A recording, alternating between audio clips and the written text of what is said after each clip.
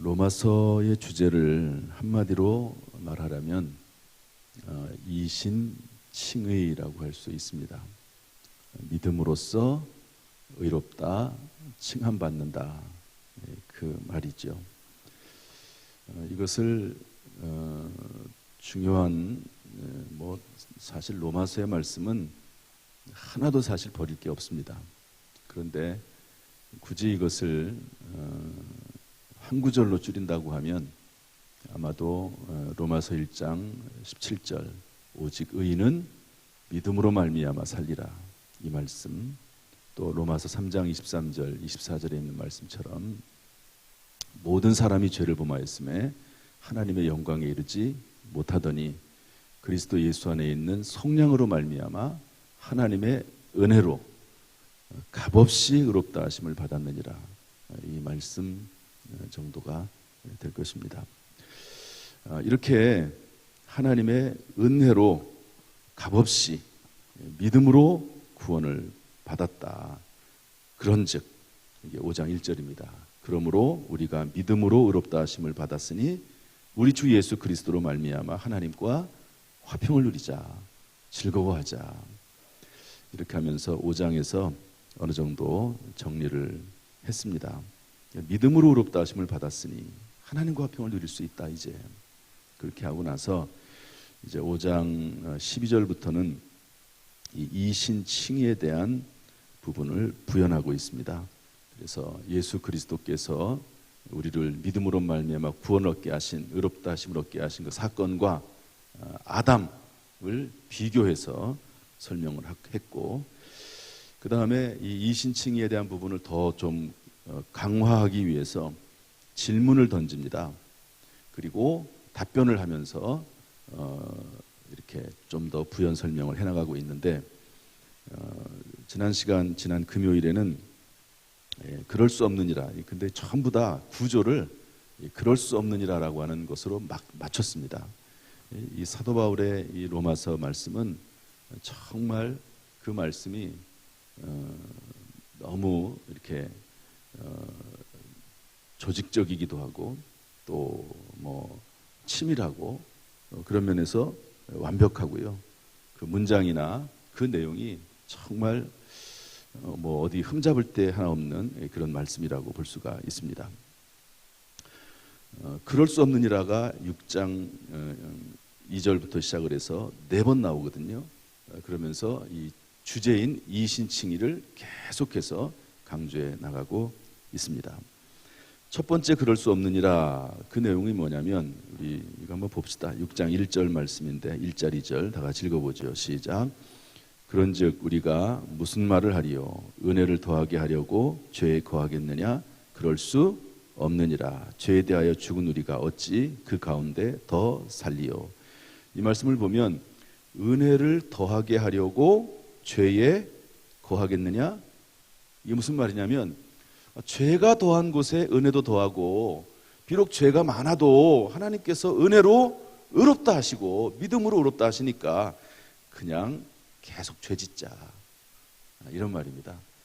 이것은 사도 바울을 대적하고 반대하는 사람들이 주장했던 황당한 말이죠.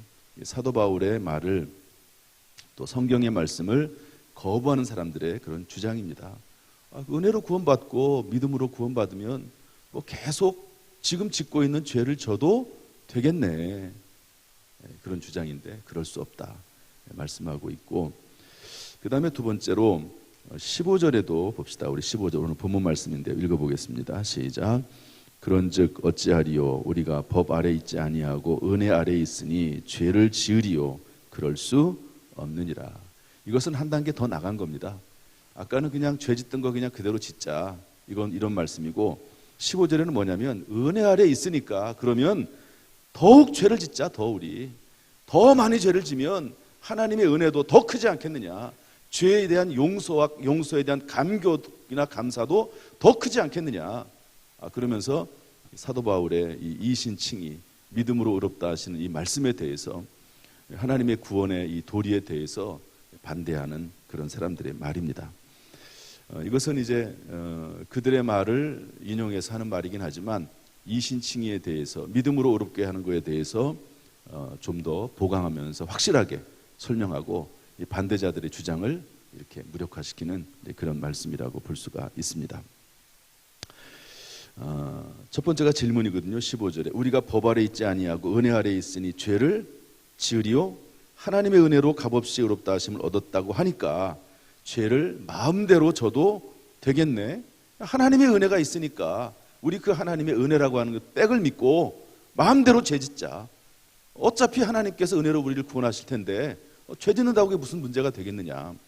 거기에 대해서 이런 주장을 펼치는 사람이 있었다는 거죠. 이것을 이렇게 한번 이해를 해봅시다. 우리 뒤에 재벌 아버지가 있으니까 마음대로 흥청망청하면 돈을 써보자. 우리 뒤에 조폭 두목이 있으니까 그 백을 믿고 마음대로 사람들을 두들겨 패도 되지 않겠냐. 우리 뒤에 검찰총장이 있으니까 죄를 져도 우리 아버지가 다 해결해 주지 않겠느냐. 이런 말과 다름이 없지 않습니까? 그러면서 사도 바울이 답하기를 그럴 수 없다. 왜 그러냐? 왜 그러면 우리가 죄를 더 짓지 말아야 되고 그럴 수 없는 이유가 뭐냐? 그 이유는 우리 16절 18절 말씀 읽어보겠습니다. 16절 18절 시작. 너희 자신을 종으로 내주어 누구에게 순종하든지 그 순종함을 받는 자의 종이 되는 줄을 너희가 알지 못하느냐? 혹은 죄의 종으로 사망에 이르고 혹은 순종의 종으로 의에 이르느니라. 하나님께 감사하리로다. 너희가 본래 죄의 종이더니 너희에게 전하여 준 바 교훈의 본을 마음으로 순종하여 죄로부터 해방되어 의에게 종이 되었느니라. 한마디로 말하면 이제 우리는 죄의 종이 아니라 순종의 종, 의의 종이 되었다. 지금까지 죄의 종으로서 죄를 따르다가 예수 그리스도를 믿음으로 말미암아 구원을 받아 의의 종, 순종의 종이 됐는데 어떻게 우리가 다시 그 죄로 돌아가겠느냐. 하나님은 죄 짓는데 돈을 펑펑 쓰게 놔두는 재벌 아버지나 폭력을 휘두르는 아들의 뒤를 봐주는 조폭 두목이나 죄 지은 아들을 빼내주는 그런 검찰총장 같은 그런 분이 아니시다. 하나님은 의의 아버지시지 죄 짓게 조장하는 죄의 아버지가 아니시다. 그런 말씀이죠. 또한 19절 21절에서 왜 그럴 수 없느냐. 우리 19절 21절 읽어보겠습니다. 19절부터 21절까지 시작. 너희 육신이 연약함으로 내가 사람의 예대로 말하노니 전에 너희가 너희 지체를 부정과 불법에 내주어 불법에 이른 것 같이 이제는 너희 지체를 의에게 종으로 내주어 거룩함에 이르라. 너희가 죄의 종이 되었을 때에는 의에 대하여 자유로웠느니라. 너희가 그때 무슨 열매를 얻었느냐. 이제는 너희가 그 일을 부끄러워하나니 이는 그 마지막이 사망임이라. 여기 보면은 부끄럽다는 말이 나옵니다. 죄의 종으로 지냈던 일이 얼마나 부끄러운 일이냐. 예수 믿기 전에는 그게 부끄러운 일도 몰랐는데 예수 믿고 나니까 그때 행했던 일들이 전부 부끄러운 일이라는 것을 깨닫게 됐지 않았냐. 그런데 너희가 은혜 아래 거하고 있으니 죄를 더욱 짓자. 이것은 거듭나지 못한, 변화되지 못한 그런 사람들의 말이지. 진정으로 거듭나고 예수 그리스도의 은혜를 아는 사람은 그렇게 하지 않는다. 부끄러운 일을 행했던 그 일로 어떻게 돌아갈 수 있겠느냐. 제가 그래서 어떤 교회 안수 집사님 얘기를 몇 번 했지요. 뭐 이 얘기도 뭐 계속하게 될 겁니다. 술자리가 좋아서, 집사 때인데 술자리가 좋아서 술자리만 있으면 찾아가고 또 거기에서 모여가지고 술 마시면서 음담패설이나 하고, 교회 집사라도 뭐 그런 사람들이 있죠. 또 점치러 다니고 그런 분들이 있습니다. 그러나 어느 날 성령을 받고 나니까 그게 얼마나 창피한지, 술자리에 앉아가지고 얼굴 빨개져가지고 음담패설이나 하고 있었던 그 모습을 상상만 해도 부끄러운 거죠. 야, 내가 왜 옛날에 그걸 좋아했을까? 그 부끄러운 일을 좋아했을까? 그런 이야기를 제가 들었습니다. 그러니까 여러분, 우리가 예수 믿고 의롭게 되었는데 우리가 은혜 아래에 있으니까 더욱 죄를 짓자? 그 어떻게 그러냐? 그 부끄러운 일을 어떻게 또 하냐? 그럴 수 없다 말씀하고 있습니다. 그 다음에 세 번째로 왜 그럴 수 없느냐? 22절 23절 말씀 읽어보겠습니다. 22절 23절 시작. 그러나 이제는 너희가 죄로부터 해방되고 하나님께 종이 되어 거룩함에 이르는 열매를 맺었으니 그 마지막은 영생이라. 죄의 싹은 사망이요 하나님의 은사는 그리스도 예수 우리 주 안에 있는 영생이니라. 이것은 우리가 조금 더 자세히 살펴봐야 되는데요. 중요한 단어가 뭐냐면 이제는 너희가 죄로부터 해방되고 하나님의 종이 되어 거룩함에 이르는 열매를 맺었으니 이렇게 되어 있습니다. 이걸 과거형으로 썼다는 게 상당히 중요합니다. 여러분, 우리가 예수 믿고 의롭게 됨을 얻어서 열매를 맺은 적이 있습니까? 아직 이 단계는 이제 나중에 뒤에 가면 이제 그런 부분도 나오지만 지금은 그냥 예수 그리스도를 믿음으로 의롭다고 하나님이 인정해 주시는 단계고, 사실 실제적으로는 의롭지 않은데 하나님이 의롭다고 인정해 주시는, 여겨 주시는 단계입니다. 그런데도 뭐라고 말씀하냐면 하나님의 종이 되어 죄로부터 해방되고 하나님의 종이 되어 거룩함에 이르는 열매를 맺었다 그랬습니다. 그리고 그 열매를 맺은 그 마지막은 영생이다 그랬거든요. 이것은 어떤 의미냐면 우리가 하나님으로부터 의롭다고 인정하심을 받은 것 자체가 이미 거룩함의 열매를 맺은 것이고, 또 그 거룩함의 열매가 시작이 됐다는 것이죠. 여러분, 이제 봄이 되면 꽃이 피죠. 꽃이 피는데 꽃이 필 때 그냥 곧바로 확 핍니까? 그런 꽃은 없습니다. 일단 처음에는 꽃몽오리가 생기죠. 꽃몽오리가 이렇게 다 생깁니다. 그러면 지나가다가 야, 꽃몽오리가 생겼네. 곧 꽃이 피겠구나. 또 지나고 나면 열매를 맺겠구나. 그렇습니다. 그런 것처럼 의롭다 하심으로, 우리가 예수를 믿음으로 의롭다 하심을 얻은 것은 이제 꽃몽오리가 핀 거예요. 어떻게 보면 하나의 꽃이 만들어진 거죠. 완전하지는 않지만 그 꽃이 지금 핀 것입니다. 초기에 꽃이긴 하지만. 그리고 그것이 피고 나면 그 끝에 가서는 영생이지요. 그것도 꽃이 피는 전체 과정 속에서 하나의 꽃이 핀 것으로 오늘 이 성경 말씀 우리에게 말씀해 준 겁니다. 하나님께 종이 되어 거룩함에 이르는 열매를 이미 맺었다 하는 것이죠. 여러분, 우리는 의롭게 됨으로 신분의 변화가 일어났고 돌이킬 수 없습니다. 결국 우리는 영생에까지 이르게 될 존재가 되었다는 거죠. 우리의 끝은 영생이고, 그리고 지금 우리는 영생을 위해서 달려가고 있는데 어찌 우리가 죄를 마음대로 지을 수 있단 말인가? 그렇게 해서도 안 되고 그럴 수도 없다는 겁니다. 따스다. 그렇게 해서도 안 되고 그렇게 할 수도 없다. 여러분, 왜 그렇게 할 수 없을까요? 하나님이 그냥 놔두지 않습니다. 왜냐하면 하나님이 우리의 이제 아버지가 되셨잖아요. 의롭게 됨으로 말미암아. 그러면 하나님이 우리를 버리지 않습니다.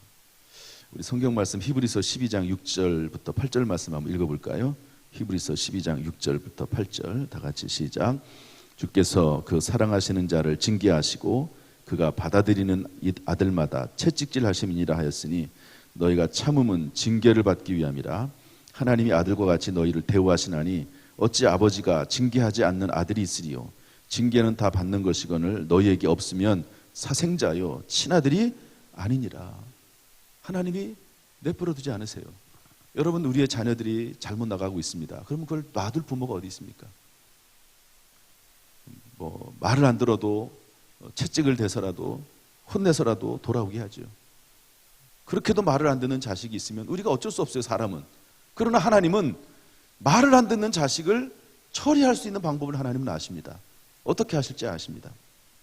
이런 것을 이제 신학적인 용어로 뭐라고 말을 하면, 우리가 지금 이신칭이라는 걸 지금 배우고 있지 않습니까? 전체적인 주제가. 그런데 이런 하나님의 인도하심을 성도의 견인이라고 합니다. 따라서 성도의 견인. 우리 로마서 8장 29절 30절 말씀 한번 읽어보겠습니다. 다 같이 시작. 하나님이 미리 아신 자들을 또한 그 아들의 형상을 본받게 하기 위하여 미리 정하셨으니 이는 그로 많은 형제 중에서 맏아들이 되게 하려 하심이니라. 또 미리 정하신 그들을 또한 부르시고 부르신 그들을 또한 의롭다 하시고 의롭다 하신 그들을 또한 영화롭게 하셨느니라. 아멘. 하나님이 미리 아시는 겁니다. 여러분, 하나님께서 저와 여러분을 미리 아신다는 거예요. 그리고 그들을 미리 정하시고 그들을 부르세요. 부르신 그들을 의롭다고 하시고 그 다음에는 영화롭게 하나님 나라에 들어갈 때까지 이끌어 가십니다. 이것을 성도의 견인이다 하는 건데요. 이 성도의 견인은 안심도 되지만 부담도 됩니다. 따라합시다. 성도의 견인은 안심도 되지만 부담도 된다. 하나님께서 우리를 천국까지 이끌어 가신다는 것은 얼마나 안심되는 일입니까? 그러나 하나님께서는 포기하지 아니하시고 정말 말을 안 들으면 경고하고 또 경고하지만 말을 안 들으면 하나님의 자녀이기 때문에 친아들이기 때문에 매를 대서라도 이끌어 간다라고 하는 면에서는 부담이죠. 아, 하나님이 나를 혼낼 수도 있구나. 말 안 들으면 혼날 수도 있구나.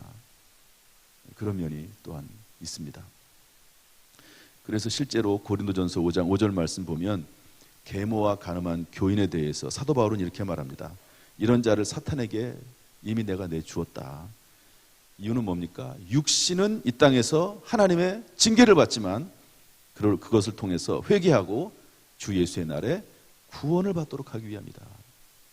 하나님이 그런 못된 짓을 저지른 그런 사람도 하나님께서 정말로 그 사람이 하나님의 백성이고 자녀면 이 땅에서 육신이 멸하는 심판 가운데 있다 할지라도 그 영혼만큼은 구원하길 원하시는 것이 하나님이시다 하는 것을 말씀해 주고 있습니다. 그러므로 우리가 이미 열매를 맺었는데 어떻게 죄를 범하겠느냐? 그럴 수 없다 하는 것이고, 그래서 이제 이렇게 권면합니다. 마지막으로 19절 말씀 읽어보겠습니다. 19절 시작. 너희 육신이 연약함으로 내가 사람의 예대로 말하노니 전에 너희가 너희 지체를 부정과 불법에 내주어 불법에 이른 것 같이 이제는 너희 지체를 의에게 종으로 내주어 거룩함에 이르라. 이제는 너희들이 구원받은 것이, 은혜 아래에 있는 것이, 믿음으로 의롭다 하심을 얻는 것이 죄지라고 하는 것이 아니다. 그러지 말고 이제는 너희 지체를, 너희 몸이라는 의미입니다. 몸을 거룩함에 내줘라 말씀하고 있습니다. 이것은 이제 우리가 칭의의 사람이 되었으니 이제는 성화의 사람으로 나가자. 이제는 신분의 변화가 있었는데 이제는 신분의 변화뿐만 아니라 삶의 변화도 우리가 이뤄나가자, 그런 말씀이지요. 성 어거스틴은 유명한 사람입니다. 천년에 한 명 나올까 말까한 그런 유명한 신학자고 목회자고 또 집필가고 그렇습니다. 사도 바울 이후에 가장 위대한 신학자라고 할 수 있는 그런 분이지요. 그런데 방탕한 생활을 했습니다. 사도 바울도 예수 믿는 사람들을 잡아 죽이는 그런 일을 했는데 성 어거스틴도 이런 못된 짓을 했습니다. 그러니까 우리가 못된 일을 행하면 안 좋지만, 그러나 또 못된 일을 해서 크게 회개한 사람은 또 크게 하나님 앞에 헌신하는 경우도 있습니다. 그러니까 소망을, 우리가 혹시 그런 사람이 있다 할지라도 소망을 끊어서는 안 되겠죠. 회개하고 나서 이제 술집도 많이 다니고 막 그랬는데 술집 주인이 불렀습니다. 막 불렀는데 대답을 안 해요. 그러니까 막 쫓아가가지고, 아니 우리 술집에 자주 오더니 왜 안 오냐고, 왜 불러도 또 뭐 그건 그렇다 치더라도 왜 불러도 대답을 안 하냐고. 그랬더니 어거스틴이 한 말이, 나는 이전에 어거스틴이 아닙니다. 아무리 당신이 나를 불러도 나는 술집에 다시 갈 수가 없습니다. 이전에 어거스틴이 아닙니다. 이것이 정상적인 그리스도인의 상태죠. 정말로 믿음으로 말미암아 의롭다는 것이 무엇인지를 깨닫고 성령께서 역사하셔서 그 심령이 변화가 되고 그 안에 유정란과 같이 생명이 잉태된 그런 그리스도인이라고 하면 이것이 정상적인 상태다 하는 것을 말씀해 주고 있습니다.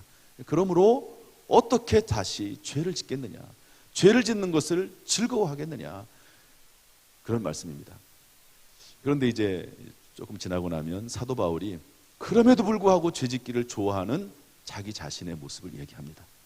이거 원론적인 겁니다. 이것은 그야말로 이론적인 거거든요. 원리는 그렇습니다. 그러나 그럼에도 불구하고, 그것을 분명히 깨달음에도 불구하고 여전히 죄를 짓고 있는 자기 자신에 대해서 이야기하면서 오라 나는 공고한 사람이로다, 이 사망의 몸에서 누가 나를 건져내라, 그렇게 말을 하면서 그 이후의 이야기를 또 풀어나갑니다. 말씀을 정리하겠습니다. 졸부가 있고 노블레스 오블리주라고 하는 말이 있습니다. 졸부는 뭐죠? 갑자기 부자가 돼가지고요, 그것을 어떻게 주체하지 못하는 사람입니다. 그래서 흥청망청 쓰기도 하고, 또 그것을 선하게 사용하지 못하는 그런 경우를 말합니다. 부자는 됐는데 도대체 돈을 어떻게 쓸지를 몰라요. 그러나 노블레스 오블리주는, 이것은 높은 신분에 따르는, 오블리주라고 하는 말이 프랑스 말인데요, 오블리주가 의무, 책임이란 말입니다. 노블레스는 고귀하다는 말입니다. 그러니까 고귀할수록, 신분이 높을수록 도덕적, 사회적, 정신적 의무와 책임이 있다. 또 그것을 다 아는 사람들이 있습니다.